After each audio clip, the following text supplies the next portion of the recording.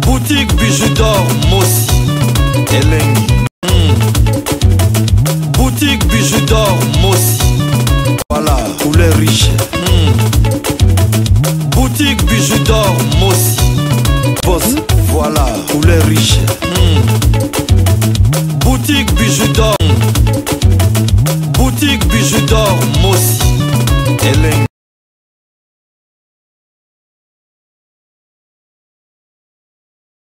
Bonsoir, bonsoir, bonjour. Dans mutuyo soya kozwa occasion ya kolanda émission na ngala mukula lelo. Ngande kona bino ya mwasi da kombo ya bijoux d'or.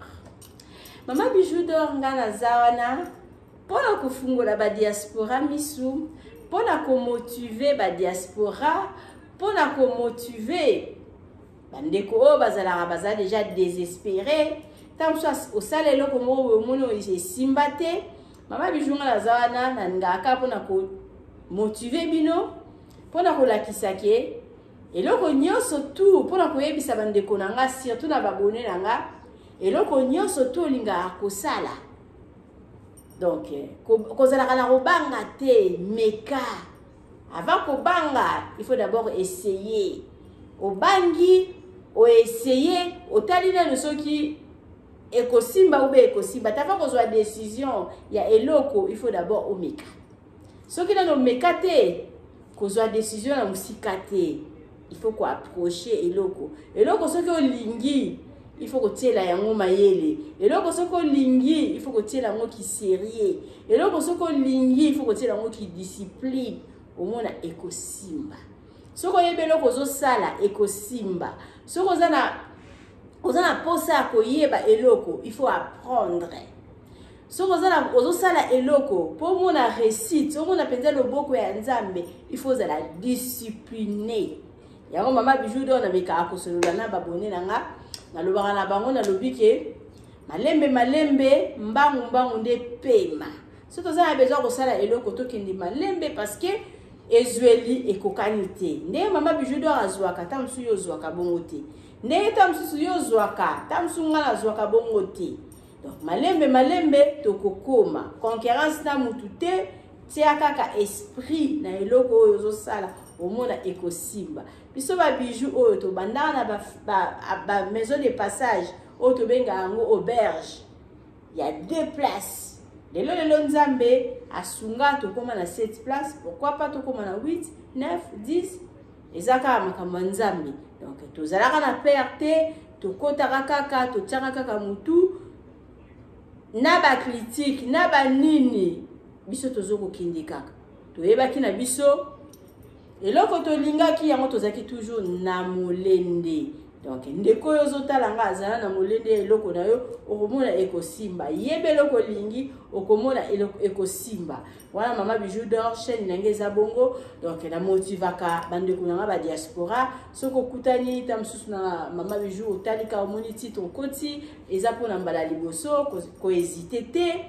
s'abonner na Bidor TV fina croche na notification biloko tout ba takotia et bana okombela yo na facilité nyonso so linga na obuzoba ako s'abonner te parce que mama bijoux d'or asala abuzoba te so linga no ba polémique ezanga mutu na makolo akutu obungi na adresse biso sala ramas biso to beta masolo o epesa abatu courage to beta masolo za lisolo o pesa mama bijoux pesa nga lisolo o ko pesa conseil nde o mama bijoux d'or asalaka biso to bakisaka un plus na ba vie abatu to tela bino ba vidéo tamsusu monda ku moko boye to sundola to salika mo toilette mo amuke to eto tieli bino ezala anini ezala apona ko motiver yo ndeko oyo zotalanga oyo sombe sika na yo na Congo o négligea mama bijoux lo ba telema salata clôture pamba ce que ça les clôture to tiki ka terrain na obongo keba bato bazala na Congo wana mingi balingela bana poto boule baolo bake akende na ye asomba sundola kama bayo tekonda kuna yo pamba bana poto bozana karate ya osombo tiki oleki osombo tiki oleki te somba tika sala clôture ya mama bijoux d'or na ye ko la mwisa onde ko somba ndako tika la muka salamwa clôture betata ya ngar moko ya manzanza mama bijoux lobi ekope sa place na yo valeur lelo na yeko yebisa bino nini lisusu na yeko solo la kana bandeko na nga ba diaspora Mama Bijou alobi soki oza na esika na yo na Congo ndenge nini okoki kotia locataire, ndenge nini okoki kotia mutu po avanda na place na yo. Mingi tosomba ba place, tozwa membre moko ya famille, tozwa ye totia ye wana ovandaka na yo na bulu ke vandaka na yo kengelanga ndako, kengelanga lopango. Bandeko na ngai ezala faute, ezala défaut. Lelo Mama Bijou d'Or na ye koyebisa bino, na ye kosolola na ndeko oyo olingo somba ndako ozoyebe ndeni ya kosala te, yo ozala na yo na poto olingo somba mabele, olingo tia mutu avanda pamba keba lobi ekobalukela yo. Yango Mama Bijou d'Or na ye kosolola na mokolo lelo ndeko na nga oyo ozotalanga olingo somba terrain, olingo somba terrain osala mwa ngare nde Mama Bijou d'Or alobaka. Olingo zo mwa membre moko ya famille avanda wana parce que bangar wana so mutu afuti o mingi ta msu 20,000 ezala bambo mo to kotiela yango to calcula yango te, mais c'est très important de ko partager vidéo et pesa ndeko wana mayele ayeba ndako azolinga kotia mutu avanda azwata mayele. Ndeko na ngai soko sombi ndako osali hangar olingo tia mutu yo na bulu na oyebi ki mutu azoya kwa kengela yo place, oui eza nango bonne idée, mais na piye bisa o condition na yepesa yo mayele elo nini yo koki kosala pona ebotela yo lobi ba problème te. Partager vidéo na ngai, s'abonner, tela ngai commentaire, tela ngai j'aime. Mama Bijou na banda kolakisa bino ba secret ebele. Mama Bijou na zala na ndako mobe na bandali kala avant na voyager na ya poto. Zala na ndako mobe na bandali parce que na pesa abino toujours exemple oyanga parce que na loba exemple na nga nde na yebi yango bien nga beta ba via batute. Mama Bijou azaki na ndako mobe na bandali kala avant na ya poto. Siko bo compter que Mama Bijou zo sala déjà 30 ans na poto na février awa na kokisi 30 ans na poto. Mama Bijou sala 30 ans na poto. Siko na ki 30 ans na poto na nga wana na avant na voyager na zaka na ndako na bandali na zwinda kuna ngai wana na tie ndeko moko na tie papa moko boye azalaka coopérer bien na papa na biso, azalaka maso ya papa na biso yai kosala ki papa wana yebana ki mingi na famille na lobitika na zo papa wana na kombo ya Swana na tie na ndako na ngai, na tie na ndako na ngai na lopango na ngai na clôturer ka parce que Mama Bijou za j'ai à makamba o clôturer jeter na buka na raté. Mama Bijou clôturer ka ndako wana très bien na tonga mo ndako mo ya mukie mo studio mo boy na tie papa wana ndako na ngai kitoko ezaka na bandal ba côté kuna ya ba maya makelele ndako akwe na zui papa wana na kombo ya Swana na tie wana na kie ipoto. Siko ekomi na teka ndako na nga ekomi ke papa teka ndako wana parce que papa na biso teka ka yango ekomi ke papa teka ndako wana Swana na komi ko bote la biso et compréhension lobi na avana bi mananda ko il faut Bijou à dédommager ngai, il faut Bijou à dédommager ngai parce que na vente na ndako na 5 ans afuta ka ngai te, il faut Bijou a pesa afuta ngambo papa ya biso lobi na yo na Bijou yo na ngokuto ko futa muningo vandi na ndako na 5 ans ofuta ofuta ka ete komi obima te ka ndako na yo lobi te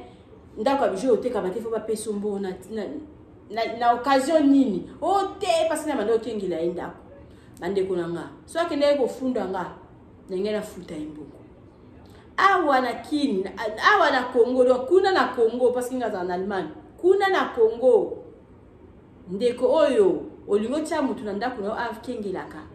zala mayele bavandisa mutu pamba te lobi abotelo et compréhension lobi olobake nako bimate il faut futa ye malgré yo pesa ki place ko vanda avandi na ndako na yo lobi ki avanda na ndako na yo gratuit okanisi kozo sala malamu nde kozo sala malamu ti et yaki ko sala ma lisusu ka na banda lisusu wana changer ndako na comme na Prince Kasavubu na banda lisusu ka ndeko na ngamo ko na tiaka ya vanda na ndako comme na teka ndako ayebisinga lobi te il faut na futa e batanyo surtout avandi na katikati ya lopango bozomo na degré yango wana ngalilo na eka kosolola koyebisa yo ndeko oyo osombi ta msusu terrain na ozo luka muto kovanda na kati avant luka muto avanda na kati ya ndako wana salela e papier salela e papier ezala kofuto 500 soki 5000 francs ezala kofuto 10 000 francs salela e papier comme locataire na sinde kozo talangozo yokangai ezala ndako ya mobimba ezala soki angara modèle nini salela e papier comme locataire yebisa oza locataire nanga obanda kofuta nga 10 000 francs chaque mois ata zo futa yo te yo na mutema na yo na mutu na yo oyebi nini ke na tia ye avant d'avoir kingela ngandako mais oza na papier na yo c'est très important bandeko soko sali bongo to tiki mutu avandi na ndako na yo 5 ans keba mukolo ko kitaki mutu ana okene bolingo bimisa ye mutu ana okene ko funda yo boko teka ndako pe bokabolingo yo pona yo kanisa ko salisa ezala membre ya famille na tangeli bino batunya tangeli bino papa wana zaki lokola famille na biso na tangeli bino yaya oyanga ndenge compréhension ekota kifu bafuta embongo bozomona mais ye mutu avanda na kati ndako wana ye mutu a bénéficier ye mutu bande ko teka masanga ye mutu bande ko sala ni mais na lingi na teka ndako alobi fu bafuta embongo ndeko ozo talanga mama Bijou lelo na yeka ko lamusa bino ba diaspora soko lingo fanisa mutu na ndako salela e papier comme locataire après ko yebisa yo lobi ke oui obanda okata ba matiti banini 500 mais soki 5 000 francs wana utilisaka na yango soko za na besoin na ngote utilisaka na yango mais nga na yebika ko za locataire nanga un point intérêt lelo locataire wana lelo ndeko wana za na place okene na yo te parce que ça dit ça ba papier comme locataire mais soko sali bongo te ndeko o simba mutu et puis lisusu nini mama Bijou alobi lisusu nini soki osombi ndako na yo oyebi ke eza ndako na yo un jour okobulele yango ta mosusu okosala flat na kati ta mosusu okobuka yango komodifie ta mosusu okoteka ta mosusu nini parce que ndako emataka année na année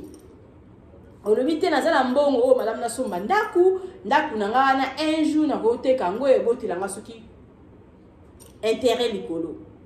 kozwa ndeko te otia ye wana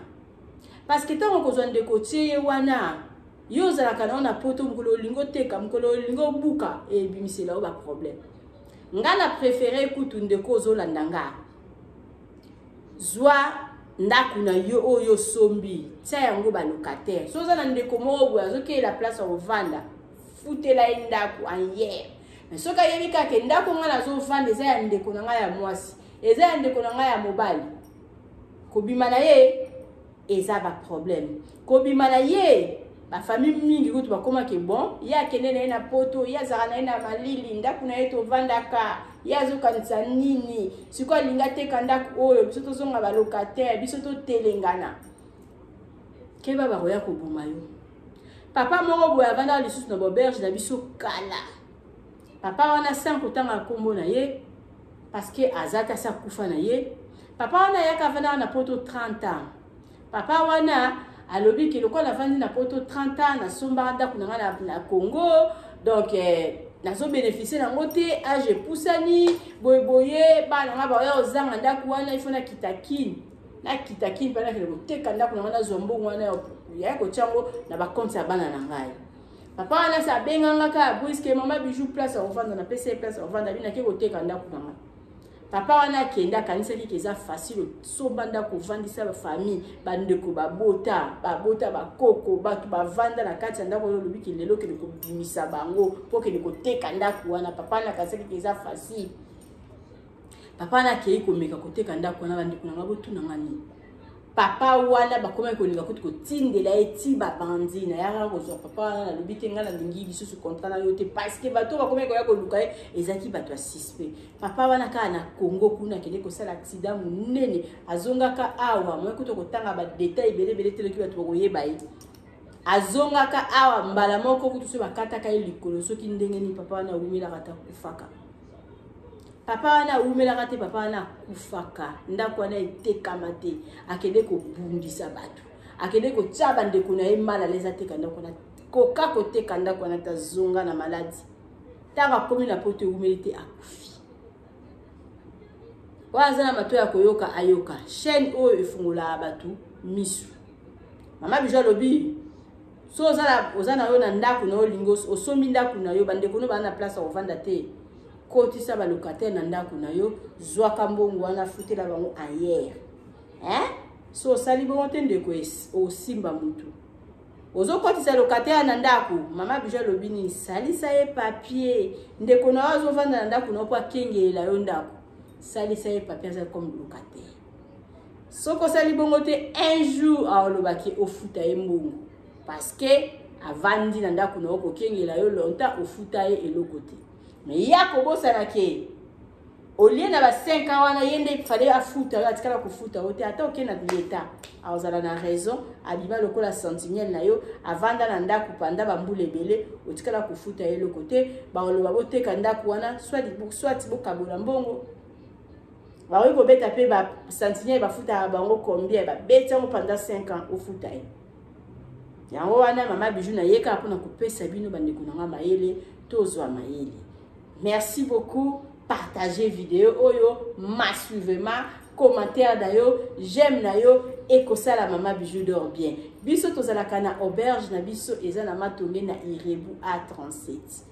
Auberge na biso président na biso atie makadam na nzela abuki matonge Irebu abandi likolo ti Irebu likolo ti na se azotie la biso makadam. Apesi côté wana valeur, apesi côté wana lupemba. Banda kwe bana il fallait te kama la base 200 000 était kama sous 200 000 te. Le côté la biso des fois te. Batie biso makadam, ndenge zalaki ke mbule beti mbule zotonda la makadam na Irebu. Avenir la biso komi na makadam. Donc basale biso makadam masika avantage na bana Irebu, avantage na biso ba mama Bijou to sepeli makasi. L'auberge na biso eza nango data le belete à partir à 15 $ aux chambre na yo ya pamba. Chambre à pamba les lit de 2 personnes, aux a la frigo na kati, aux a la télévision na kati, aux a na climatiseur.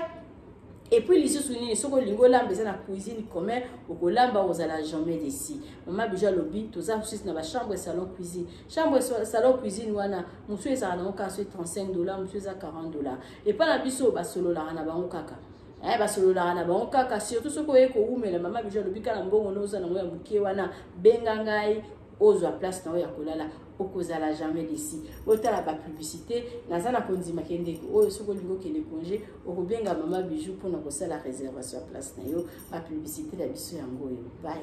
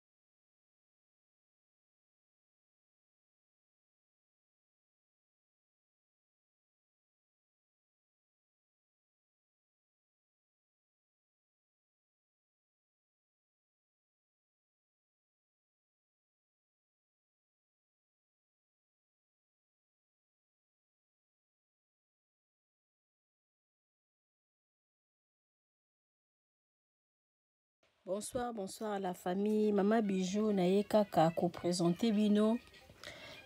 salon na biso ya sika na appartement oyo tobenga ka appartement numéro 1. Bandeko oyo bosi bokende kuna bovanda kuna. En tout cas to saleli bino surprise, to changer les bino bakiti normal, ba divan to changer pe sala manger. Et pas la biso de musala, donc musala ezokende nango malamu, mama Nadine umela otala salon na biso ndenge to changer bakiti, to changer les bino pe sala manger. Ndako bozomo ezali chambre salon cuisine. Et comme kapé 2 chambres salon cuisine. Benga ngai osala réservation ya appartement numéro 1 okozala jamais d'ici. Merci.